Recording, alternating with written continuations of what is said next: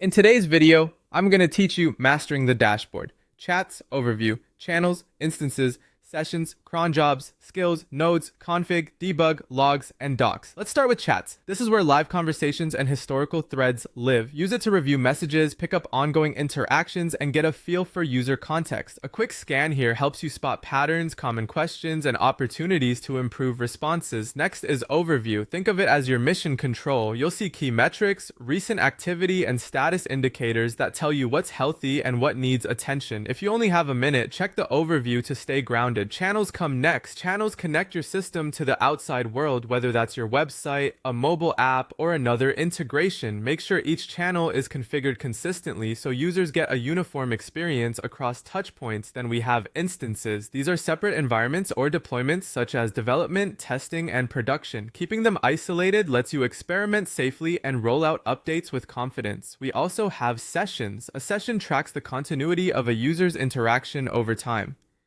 Adjust session timeouts and retention to balance performance with context so users don't lose their place mid-conversation.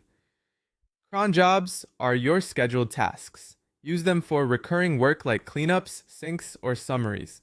Choose sensible schedules and monitor outcomes so routine jobs don't surprise you later. Now, skills. Skills represent specific capabilities or features you enable. Organize them clearly, document what each skill does, and test changes in a non-production instance before going live. We also have nodes. Nodes are the building blocks of your workflows or services. Map out how data flows between nodes and keep responsibilities small and focused so troubleshooting stays simple. There's also config. This is where you set global options and behavior. Keep configuration consistent across instances and use roles and permissions so only the right people can change critical settings. And debug.